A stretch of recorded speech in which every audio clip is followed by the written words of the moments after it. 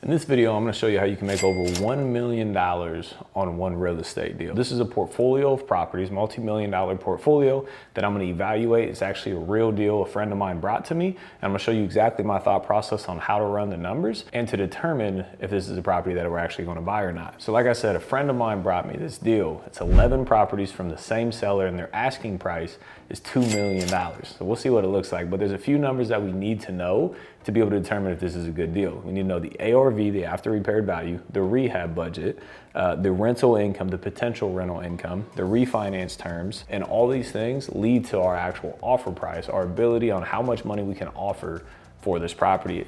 Asking $2 million is irrelevant to me. I'm gonna run the numbers, I'm gonna look at the spreadsheet, and I'm gonna make an offer based on that. So I'm gonna jump here into my computer to show you the exact process on how I evaluate these. So if you're excited for that, if you could smash that like button for the YouTube algorithm, I would greatly appreciate that. Or go ahead, smash it right there.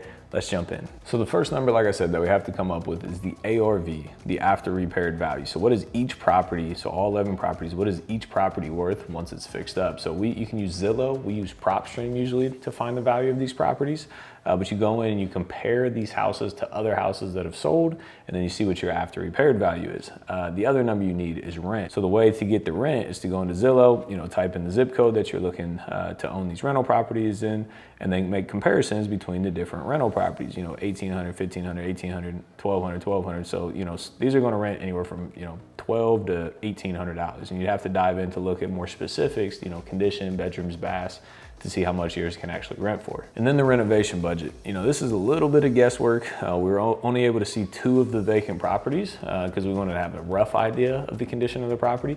They weren't in the worst condition, but they needed $12,000 and $10,000 of work at minimum. So, we kind of took that assumption through the rest of the portfolio. So we're guessing that the renovation is going to be roughly $118,000. So those are really the numbers that we have to know, and then property taxes, and insurance as well. So we evaluate each deal separately, and then we put it all into the big overall spreadsheet. So let's look at where this pans out to. So the ARV, what we think is worth fixed up, is 2.243 million.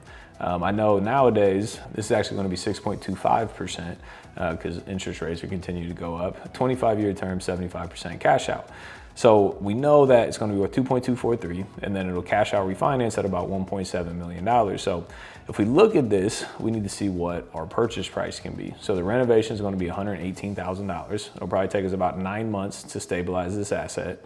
And this is actually all 100% financing. They need cash. They won't accept anything else. So if we borrow 100% of the money at 10% for 9 months, basically to buy, renovate, and then refinance it 9 months later, it's going to cost us an extra $132,000 in holding costs. So we'll be all in for this bad boy for about 1.65, which means we'll cash out 1.68. So we have about $30,000 of cushion. So for a deal of this size, that's very tight margins. So, I'm not going to push my offer price. So 1.4 is a tight offer. It might even have to be a little bit less than that. But that's one of the things. So, right, they were asking 2 million, but when I put it in the spreadsheet, 1.35 to 1.4 is a more realistic number. So one other thing that we have to look at the cash flow of the actual property. So if we run this loan amount on these terms, our principal and interest payment is about 11 grand. Our property taxes are about 1,700, and our insurance is about $554 a month. Then you got to add property management of $1,430. So our total expenses are about $14,807. Again, before vacancies, before repairs, et cetera, et cetera. So, and these properties will rent for about $1,625 a unit, bringing in $17,875. So it is profitable, quote unquote. In a perfect world, which we don't live in, we'd make $37,000 in a worst case after factoring in, vacancies, repairs, all the things that are going to happen. Because again, this is worst case, really shouldn't even say worst case. This should say realistic case. If all those things happen, right? Because there's never going to be a time where you have 0 vacancies and 0 repairs. There's always going to be expenses. So this will be about 9 grand, which is not a lot of money for, a $2.2 million portfolio and a 1.07 debt service coverage ratio. Again, we look for a minimum of a 1.2 debt service coverage ratio. So there's only 2 ways to affect the debt, well, I guess a few ways to affect the debt service ratio.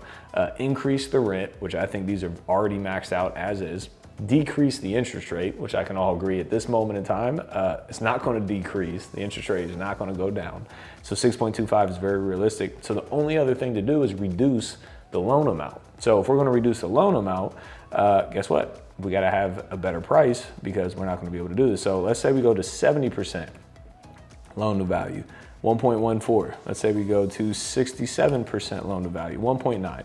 So that's about where we need to be, 1.2 debt service coverage ratio and a loan amount of $1.5 million, which means we're going to be negative $150,000 out of pocket on the refinance of this deal. So 1.3 million looks a lot better right now. You know, we're still going to be about 40,000 negative, but for me to buy a portfolio like this, I personally, on 11 houses, let's say I have $5,000 into each asset, that's 55 grand of my money. I'm okay with that, right? I'm trying to build, I'm trying to stack on, right?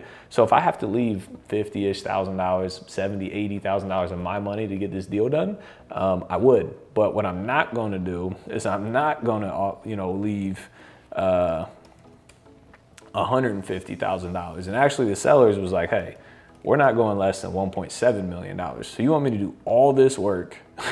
You want me to be all into this? The point of buying assets is to create equity, right? To do the work. So if I buy a 1.7, I put 118 into it, I got $154,000 of holding costs. So I'm all in for $2 million. And 9 months from now, this value might be a little bit less. Let's be honest, the market's going down. So I'm gonna be all in for 2 million and it's gonna be worth 2 million. Why am I doing all this work? And why don't I just go buy a property turnkey? It makes 0 sense.